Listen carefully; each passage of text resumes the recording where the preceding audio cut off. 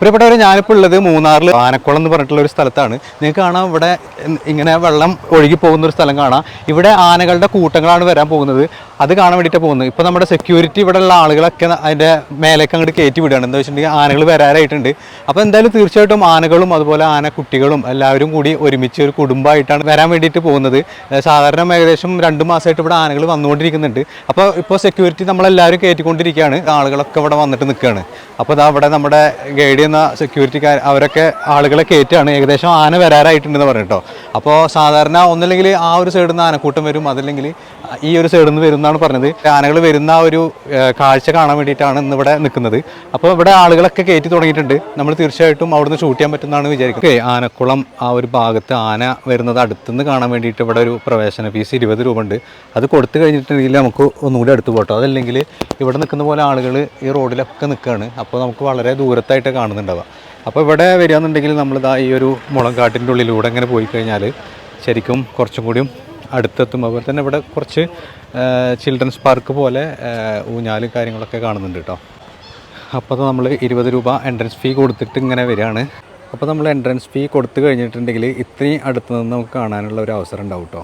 അതല്ലാന്നുണ്ടെങ്കിൽ ഇതാ ഇവിടെ ഇരുന്നു നേരത്തെ ആളുകളൊക്കെ കൂടി നിൽക്കുന്നുണ്ടായിരുന്നു. ഈ ഒരു ഗ്രീൻ ഏരിയയിലിരുന്നു.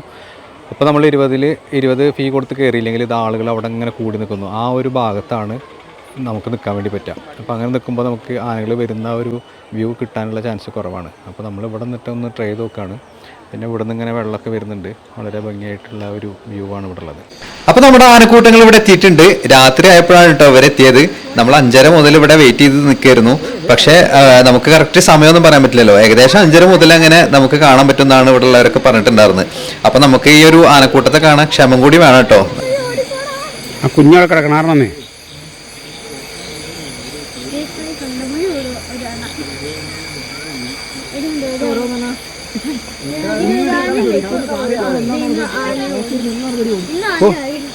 പൊക്കോ. അപ്പൊ മൂന്നാർ പോകുമ്പോൾ തീർച്ചയായിട്ടും പോകേണ്ട ഒരു സ്ഥലമാണ് ആനക്കുളം എന്ന് പറഞ്ഞിട്ടുള്ള സ്ഥലം. അപ്പൊ ഏകദേശം നമ്മളൊരു സമയം കാൽക്കുലേറ്റ് ചെയ്യേണ്ടത് ഒരു 5:30 മണിയാവുമ്പോൾ ആ ഒരു ഭാഗത്തേക്ക് എത്താൻ വേണ്ടിയിട്ട് ശ്രദ്ധിക്കാം.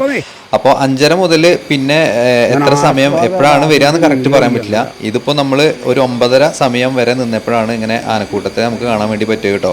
അപ്പോൾ നിങ്ങൾ തീർച്ചയായിട്ടും ഈ ഒരു ഭാഗത്തേക്ക് പോകുമ്പോൾ ആനക്കുളം സന്ദർശിക്കുക. നല്ലൊരു എക്സ്പീരിയൻസ് ആയിരിക്കും കുട്ടികൾക്കും മുതിർന്നവർക്കും കാണാൻ പറ്റുന്ന ഒരു കാഴ്ച തന്നെയാണ്. ഇതുപോലുള്ള ഒരു ആനക്കൂട്ടത്തെ കാണുക എന്നുള്ളത് എനിക്ക് തോന്നുന്നു ഈ ഒരു മൂന്നാറിൽ ഈ ഒരു സ്പോട്ടിൽ തന്നെ പറ്റുന്നുണ്ടാവുക. അപ്പോൾ നിങ്ങൾ എന്തായാലും ഈ ഒരു സ്ഥലം വിസിറ്റ് ചെയ്യുക, എന്നിട്ട് വിശേഷങ്ങളൊക്കെ അറിയിക്കും കേട്ടോ. അപ്പോൾ ഇന്നത്തെ ഈ ഒരു വീഡിയോ എല്ലാവർക്കും ഇഷ്ടപ്പെട്ടു എന്ന് വിചാരിക്കുന്നു. നമുക്ക് അടുത്തൊരു വീഡിയോയിലേക്ക് പോകാനുള്ള സമയമായിട്ടുണ്ട്. Thank you for watching.